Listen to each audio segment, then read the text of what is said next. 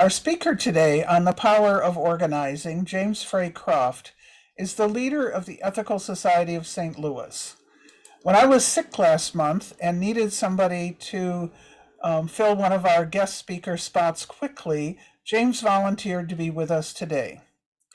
James has been with us before, both in person and electronically, including talking about the ethics of Star Trek. James's doctoral work at Harvard looked at the persuasive power of communication. He currently teaches organizing in addition to his ethical culture work. And so it is appropriate that he speaks to us today on this topic.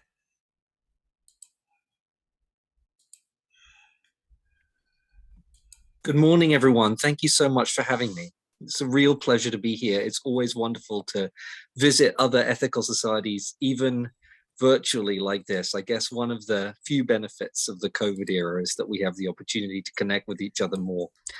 If I could get oh, I can share my screen. Look, I already have the power. Can I get the ability to share my screen, Joan, so that I can? Okay, hold on. Slides? Yeah, no worries. Yep, Yep, you did it. Oh no, I still can't do it. Hold on, I just need to make you a co-host and then you can do it. Thank you. There you go. Perfect.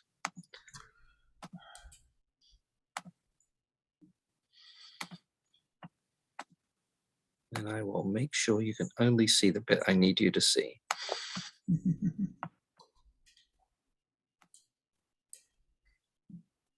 So yes, as I was just saying, it's a real privilege for me to be here to join you this morning. It's one of my greatest joys to see how different ethical societies from all across the country do platforms. So I'm really grateful that Joan asked me to join you. I was never supposed to become an organizer. I'm a child of privilege, the eldest son of two comfortable, well-educated parents. Growing up, I never considered myself rich. I went to a school with a lot of children who clearly had much more money than my family did. But I did know I was privileged. My father was a high-ranking civil servant, a lawyer for the British government. My mother was a manager of British Airways, at that time one of the most successful airlines in the world. So I grew up in a leafy, desirable suburb of London.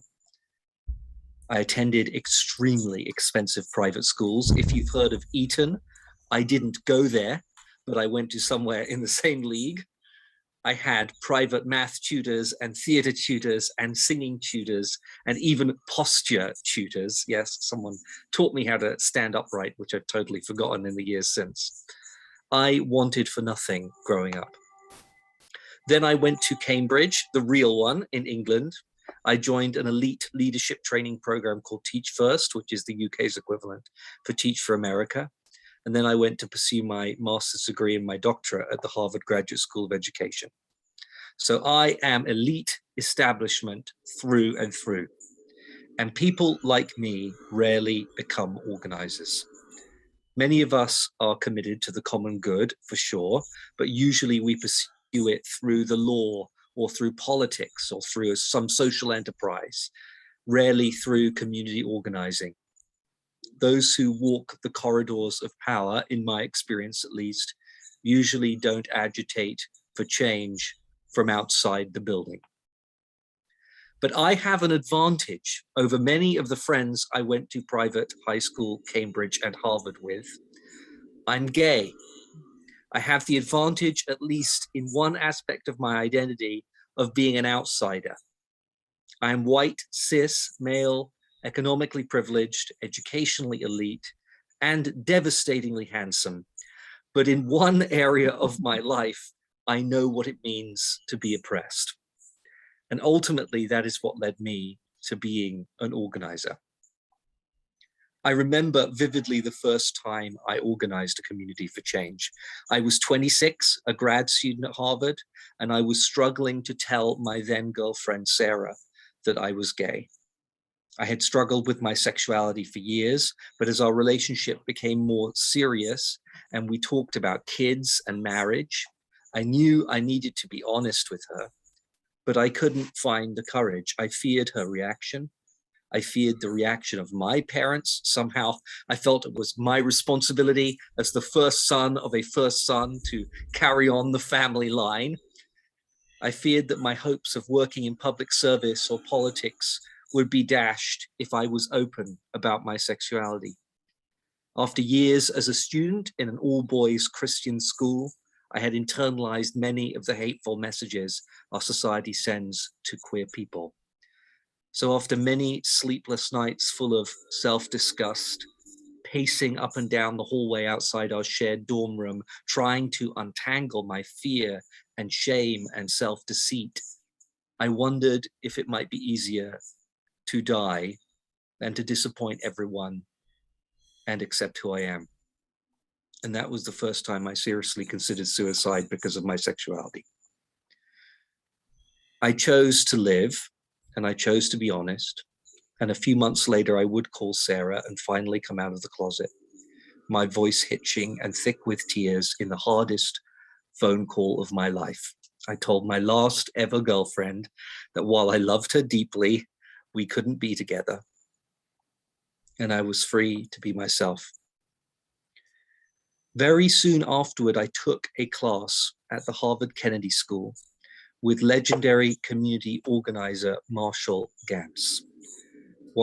He was a one-time lieutenant of Cesar Chavez and an architect of the organizing component of Barack Obama's first presidential campaign.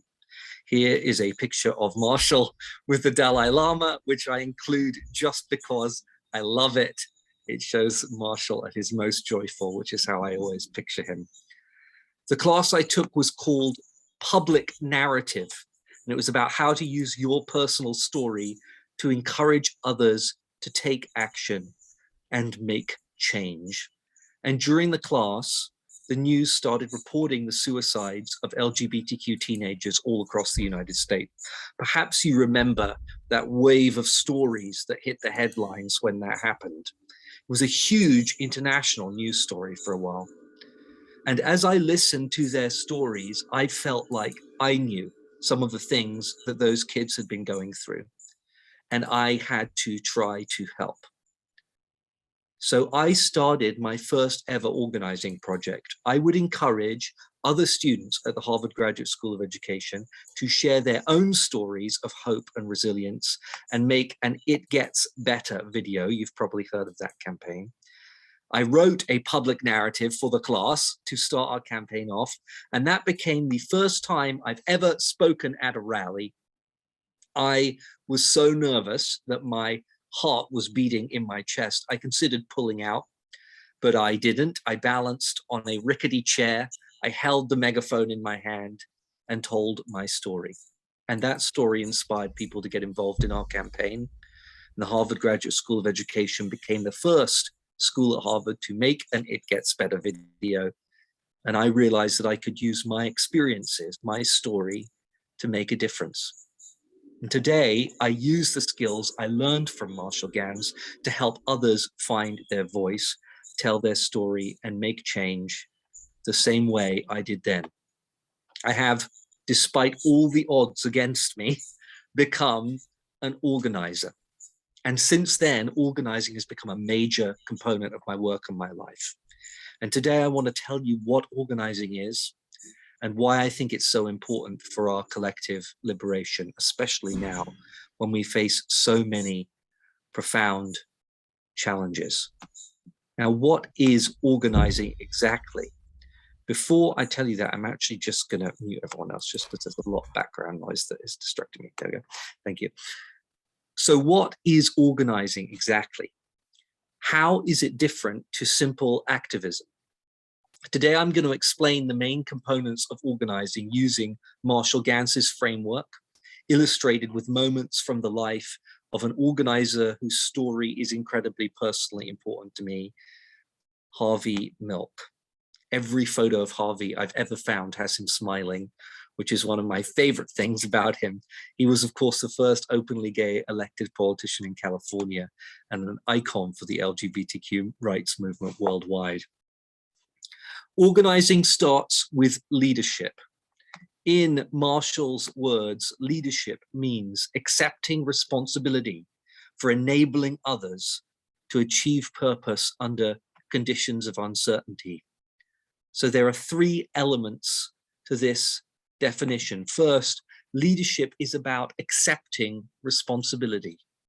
A leader is one who says, yes, I personally will take responsibility for creating the conditions necessary to achieve change.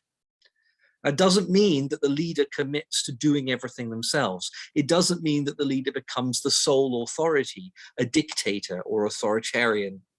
It just means that the leader accepts that they have a personal responsibility for the campaign and that they have the power to act and they're willing to use it. A leader accepts responsibility. And in my experience,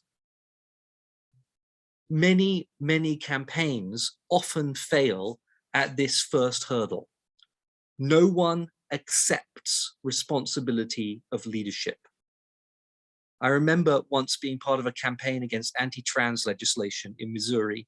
And as part of that campaign, I attended a march through downtown St. Louis. I'm sorry, I'm getting a call from my own ethical society, so I'm a little nervous, but they can wait. So we were attending a march against anti-trans legislation in Missouri. And as part of that campaign, there was this big march, and it was not well organized. There was not a clear plan or purpose behind our actions. There's no agreement regarding the nature of our tactics. No one basically had accepted responsibility of leadership. So when a small group of activists began to antagonize and physically jostle the police, there was no one to say, this is not the sort of protests we're engaged in today, or this is exactly what we want to do and here's how we can do it safely. Their antagonism caused a predictable response. A number of activists were arrested, including many who had had no intention of being arrested that day and who suffered serious personal and professional consequences. But still, no one accepted responsibility.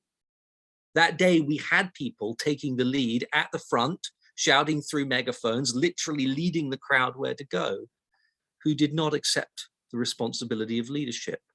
When asked what we should be doing and why we were doing it, they said, we're not the leaders of this, but they were standing at the front. And our campaign suffers.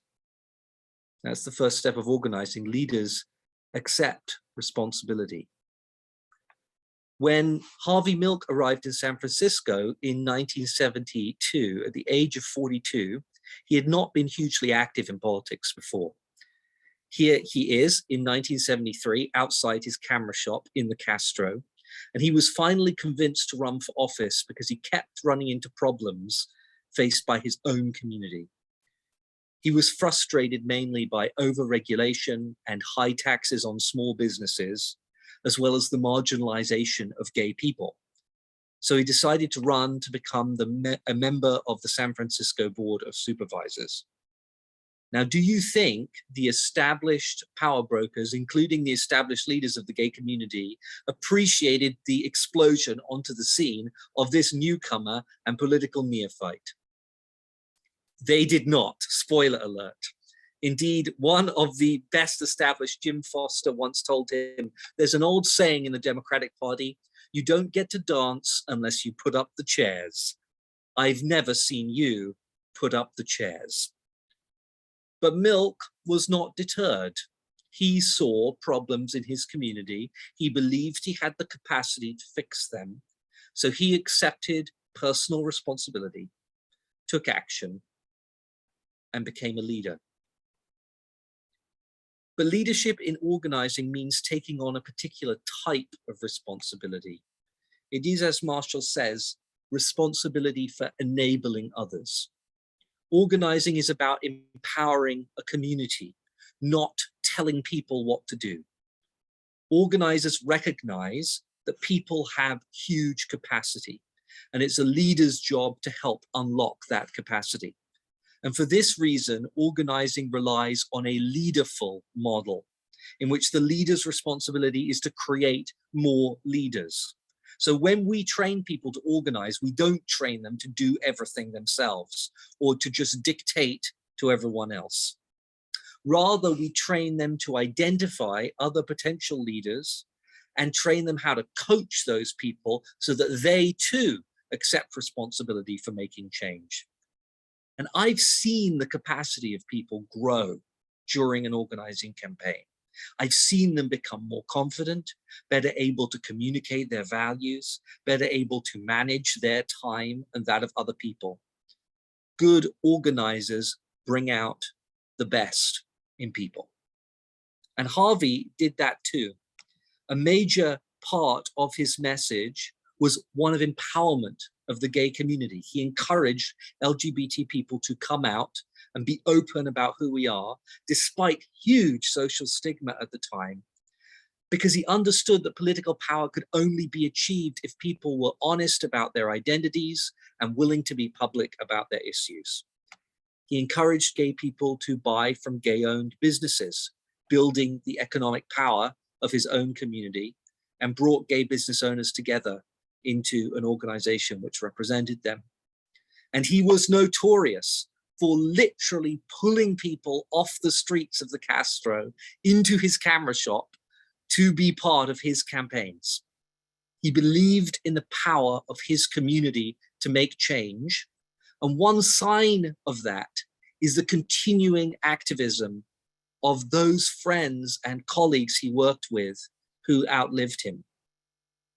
Cleve Jones, for instance, a close associate of Milk's, is still an activist today. Here is a photo of him with me, proving that Harvey's memory is still enabling others to this day, him enabling Cleve and Cleve enabling me. And that's how leadership works in organizing. We call it a snowflake model, where one leader makes a network of other leaders who themselves make a network of other leaders. And finally, organizing is about helping others to achieve purpose under conditions of uncertainty. Leadership is necessary mostly when conditions are uncertain. When everything's just going fine, we can rely on routines or well-established practices. We don't really need leadership when everybody already knows what to do. But when things become uncertain because of a crisis or a sudden change in context, then a community needs help to achieve purpose again, and somebody has to step up to create it. So think about COVID. We've all been through, we're all living through a profound period of uncertainty right now. I don't know how it was for the Riverdale Yonker Society, but when COVID hit us in St. Louis, there was so much uncertainty. We didn't know how long we would be closed. We didn't know how to do virtual platforms. We didn't know if any of our members would participate in them. We didn't know if any of our children would ever come back. We didn't know anything about how to deal with a totally new situation, profound uncertainty. And so we needed leadership. We needed people to step up and accept responsibility for enabling others to achieve purpose because we were uncertain. My favorite example of Harvey Milk doing this was in a speech he gave to a rally after an anti-discrimination law, which had been successfully passed in Dade County, was subsequently repealed after a national campaign by Christian conservatives. And on hearing of the outcome of that vote, thousands of LGBT people who had previously felt safe and protected in this county and now found those protections overwhelmingly stripped from them, marched to San Francisco City Hall. And Milk addressed them. And this was a moment of great uncertainty. It was a huge, angry crowd of thousands of people, which could easily have channeled its energy in a destructive direction. And Milk stepped out onto the steps of the City Hall, and he didn't tell the crowd not to be angry. Instead, he took their anger and validated it and channeled it, transformed it into shared purpose. He said, I know you're angry. I'm angry. Let us march the streets of San Francisco and share our anger. And then for hours, he led the community in a march through all the streets of the city, knowing if they slowed down for too long in any place, it would become a riot. And that's leadership and the creation of a constituency. people entered that square a group of angry individuals. They left it a constituency united in common purpose. So that's leadership in organizing. When we're organizing, we must accept responsibility for enabling others to achieve purpose in the face of uncertainty. And when I say we must, I really do mean it. There is no organizing without leadership. Organizing begins with your willingness to accept the call to lead your community. It begins there, but it doesn't end there. Because once you've accepted the responsibilities of leadership and you've built a leadership team of other people who have also done so, you need to define your constituency, identify their problem, and develop a strategy for change. Marshall puts it this way: organizers ask 3 questions. Who are my people? What is their urgent problem? How can they turn their resources into the power to solve their problem? And they answer the questions in dialogue with their constituency and by building relationships, telling stories, devising strategy, designing structure, and taking action. So first, who are my people? Who is the constituency that you are caused to serve? For Milk, his primary constituency were the gay people of San Francisco, and to some extent the gay people everywhere in the United States. But he had a particular affinity for the most marginalized gay people. In one interview that I really love, Milk was very explicit about the constituency he saw himself serving, saying, "We don't want sympathetic liberals. We want gays to represent gays. I represent the gay street people, the 14-year-old runaway from San Antonio. We have to make up for hundreds of years of persecution. We have to give hope to that poor runaway kid. They go to the bars because the churches are hostile. They need hope. They need a piece of the pie."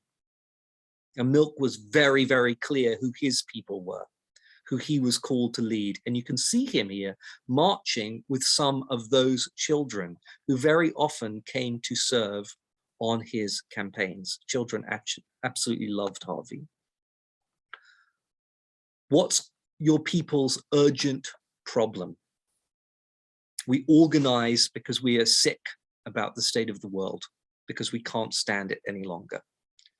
Milk organized around many problems in his brief career in politics, promoting everything from legislation to protect LGBTQ people, from discrimination in the workplace, to ordinances to fine dog owners who didn't clean up their dog mess, which came first in a survey of issues that were concerning to San Franciscans. And so he jumped on that. I love this image from an interview with Harvey campaigning on just that issue. In fact, there's a really great anecdote about this, which is that during this interview, which you can still watch online, Harvey's walking through this park talking about the importance of this ordinance, and he steps in some dog poop, and it's a great little moment, and it seems totally unscripted, but what his aides later revealed is that he had gone to the park hours before to determine exactly where he would need to walk in order to step in it, to create the little political moment that got national news for his campaign. So Harvey was willing to work on many, many problems, but he was always in touch with the needs of his constituency. He had an uncanny ability to identify what was most important to people and target that for change. And perhaps that's because he was always building relationships, which brings me to the final piece of the organizing triad, turning a community's resources into the power to solve their problems. Now, there's a lot of ways you can do that, and no community, no two communities are the same. They all have different resources and they need different power to solve different problems. But one of the main ways that organizers turn the resources of a community into the power to solve their problems is by building coalitions and relationships with others. And Milk was an absolute master coalition builder. most famously when he worked with the Teamsters Union in the 70s to encourage gay bars in the Castro to boycott Coors beer. Now, Coors was notoriously resistant to a new union contract and was very, very homophobic. They even at one point considered making employees take lie detector tests to see if they were gay or not before they would employ them. That's what you can see referenced on this flyer. And the Teamsters, for their part, they wanted better treatment for their drivers, a better deal for the working people they represented. Milk saw an opportunity here because Milk wanted the Teamsters to openly hire gay drivers. So they made common cause. Milk encouraged gay bars in San Francisco to join a boycott of Coors beer in exchange for more vocal support of the gay community from the Teamsters Union. Now, this might seem a strange alliance, right? The image of the Teamsters Union in the 70s is perhaps not one of maximal gay friendliness, but with his signature humor and self-deprecating wit, Milk forged a relationship which would see the Teamsters and a series of other unions, including the firefighters unions and other major unions, support him in his future political campaigns. And indeed, this is a start of a relationship between union organizers and LGBTQ people that has been a successful organizing relationship in many countries around the world, despite what we might imagine would be true. So relationship building was central to Milk's political strategy and to his organizing. Cleve Jones, who you just saw in the photo with me earlier, once said, "It seemed slightly crazy to see how he would walk up to anybody and say, 'Hi, I'm Harvey Milk and I'm running for office,' and engage them." That was always the strategy, whether it was a rich lady on Nob Hill or a homeless person or a hippie kid or a firefighter. Regardless of skin color and circumstances, he would somehow find the only thing he had in common with them and build on that. And that's what organizing is, finding the things we have in common and building on those. Organizing is fundamentally relational, turning the weakness of individuals and of disempowered communities into strength, building power for the powerless. And I've seen the power of organizing for myself. I've worked in the past years while I've been a leader at the Ethical Society of St. Louis with an interfaith group of clergy and congregants to press for change in our racist systems after the murder of Mike Brown. You can see me in the background here, not kneeling in the prayer circle, but still present in solidarity and blocking the street with my fellow clergy. And despite the cynicism of many who told us over and over again, these protests will never change anything, we have secured numerous concrete legal changes which have improved the lives of people of St. Louis. I joined a coalition against a bill which would allow people to carry concealed firearms into religious buildings, joining forces even with the Archdiocese to make common cause. That's the Archbishop there. It's not often I see eye to eye with the Archbishop, but together we have beaten back these bills numerous times, and we expect to do so again. I've worked with clergy to occupy an ICE office to protect an undocumented immigrant seeking sanctuary in the United States. I'm not in this particular photo because I took it. And after years of fighting, the individual in question won the right to remain in the United States with his family. And right now, as Joan mentioned before my presentation, I'm on the teaching team of a class led by Marshall Gans for organizers all over the world. We have people working to build power and make change in the areas of union organizing, environmental activism, protecting the rights of renters, protecting the right to vote, defending migrant workers, and many more. I'm working with organizers from Namibia, Lebanon, Canada, Sweden, Israel, India, Nepal, the UK, and all across the United States. And all I can tell you is if you take one thing away from this presentation, organizing works. It is the most effective, most hopeful, most inspiring way to make change that I know of.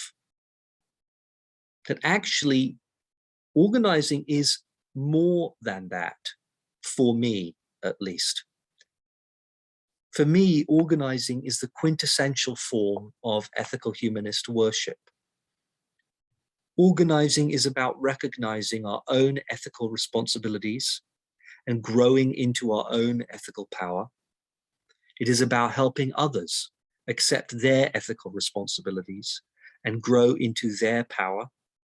It is about finding those places where common human desires for dignity and respect intertwine, thus humanizing people we otherwise might not know much about.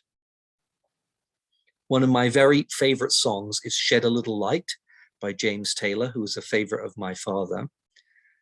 The lyrics to that song read in part, "Oh, let us turn our thoughts today to Martin Luther King and recognize that there are ties between us, all people living on the earth, ties of hope and love.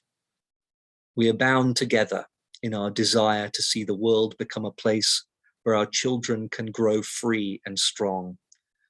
We are bound together by the task that stands before us and the road that lies ahead. We are bound and we are bound." This is what organizing is about at root.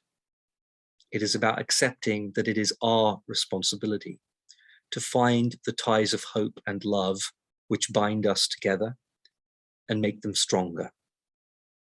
My responsibility as an organizer, and now that you know what organizing is, also your responsibility.